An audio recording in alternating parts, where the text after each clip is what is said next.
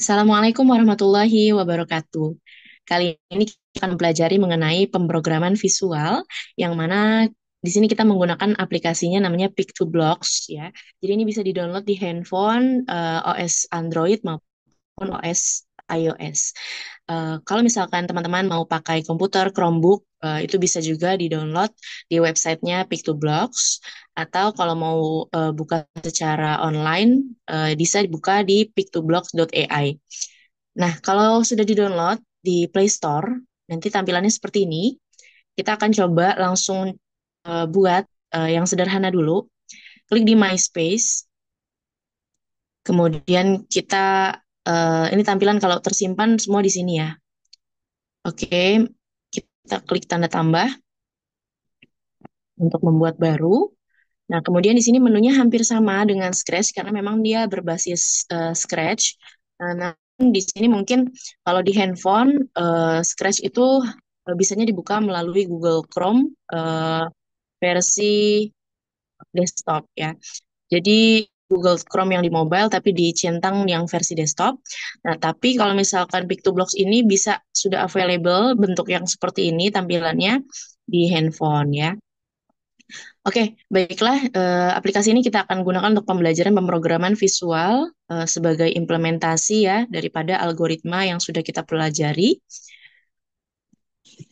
Dalam menu Pic2Blocks di sebelah kiri di sini ada kategori-kategori blocks-nya dari motion, look, sound, events, control, sensing, operators, variables, sama my blocks, dan juga di sini bisa ada tambahan seperti extension lainnya yang mungkin kita gunakan di pertemuan selanjutnya.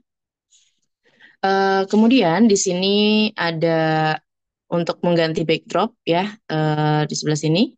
Ini kita klik dua kali, nanti dia muncul tanda pensil. Nanti kita bisa ganti backdropnya, kita pilih di sini. Kemudian di sini kita bisa menambahkan sprite yang kita inginkan ya. Jadi karakter di dalam Pic2Blocks ataupun di Scratch ini disebut juga dengan sprite. Kemudian di sini sprite yang aktif ya. Kalau kita aktifkan, kita klik dia warnanya putih seperti ini. Oke, sebagai perbandingan ya, coba saya punya dua sprite. Nah, ini yang aktif, ini yang warna putih ya.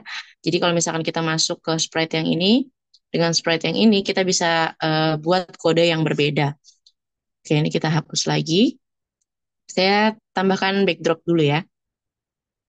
Saya tambahkan backdrop di sini, misalkan saya masukkan di, oke ini aja nih, di dessert.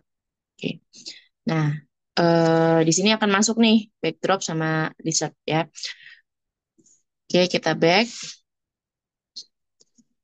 Oke, cara kalau misalkan seperti ini, indikator warna putihnya masih di backdrop, kita mau coding atau kita berikan perintah si beruangnya atau si Tobi ini, kita klik dulu Tobinya sehingga dia berpindah tab ke Tobi. Nah, kemudian saya akan coba dulu di yang paling sederhana, kita coba Tobi, kita kasih perintah. Perintahnya kita kasih selalu kalau mau kita kasih perintah ke Tobi, kita pakai trigger yang ada di events. Jadi kita kasih pemicu. Apa sih yang membuat Tobi mendengarkan perintah kita? Apakah ketika bendera hijau diklik, ataukah ketika spasi atau tombol ke atas, ke bawah, ke kanan, ke kiri diklik? Terus kemudian apakah jika Tobinya tersendiri itu diklik, gitu ya? Dan banyak sekali trigger yang ada di sini bisa kita gunakan. Untuk awalan kita gunakan yang when green flag click. Nah, when green flag click, nah ini di pojok kanan nih kalau bisa dilihat ada green flag ya, atau biasa kalau di game mungkin tanda start gitu ya.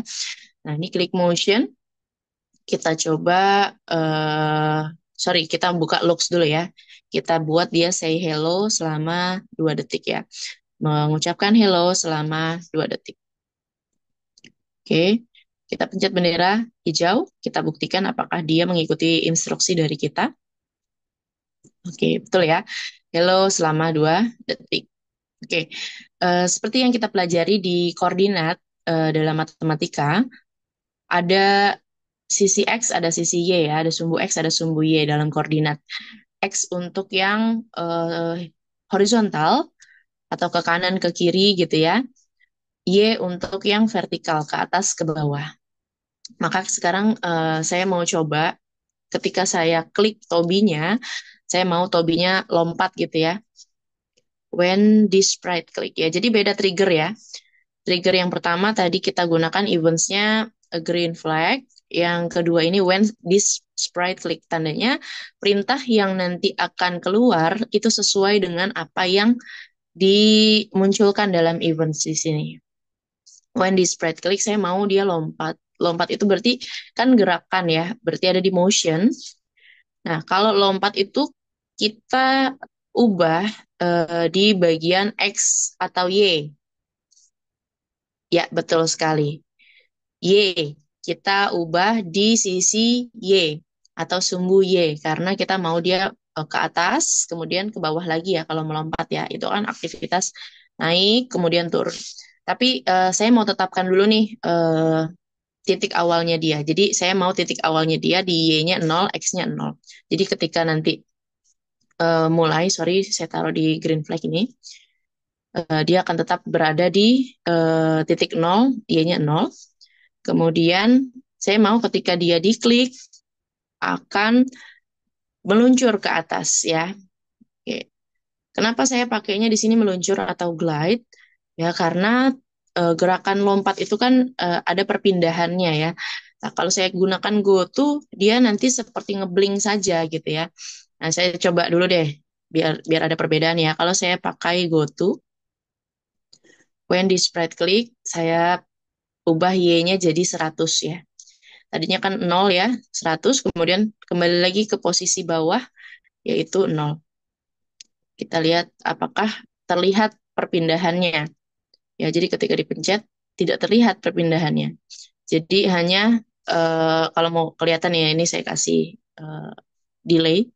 Jadi hanya naik, terus turun. Jadi tidak ada perpindahan, gerakan perpindahan. Jadi dia cuman seperti ngebling saja gitu ya. Nah, saya pengen dia ada perpindahan setiap Y-nya, setiap satu pikselnya gitu ya. Maka di sini saya pakai, ini saya ganti ya, saya hapus yang tadi. Saya pakai glide di sini ya. Nah, glide-nya di sini X-nya tetap 0, Y-nya yang kita ubah. Jadi 100. Oke. Nah, di sini kemudian kalau 100 ini berarti diklik dia baru naik.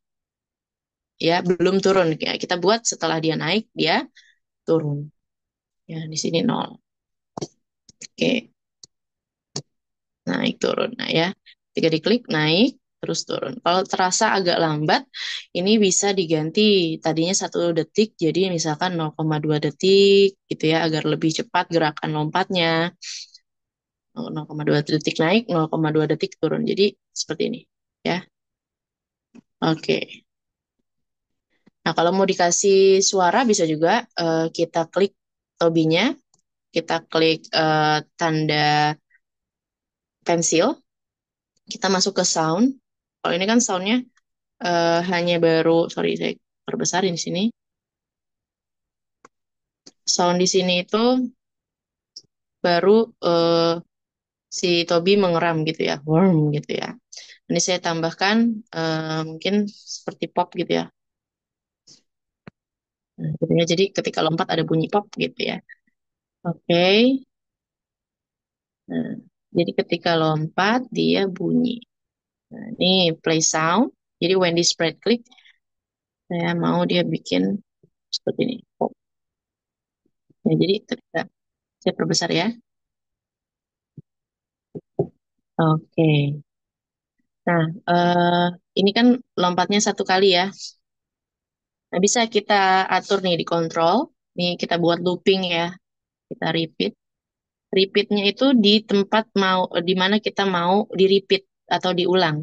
Misalkan saya mau kegiatan lompatnya dan bunyinya kalau lompat kan berarti bunyinya juga ya banyak 2 kali. Jadi kita seperti memeluk gitu ya. Repeatnya memeluk, play sound, glide, glide ya. Jadi kegiatan lompatnya kita peluk. Jadi apa yang terjadi jika kita kasih repeat 2, dia akan lompat sebanyak 2 kali. Ya, tanpa kita kliknya 2 kali. Jadi kita klik cuma 1 kali ya. Kita klik cuma 1 kali di sini. Oke. Kalau misalkan kita ganti 10, maka apa yang akan terjadi? Maka dia akan lompatnya sebanyak 10 kali. Nah, walaupun kita kliknya satu kali, nih kita klik tobinya satu kali, bentar, kita klik tobinya satu kali.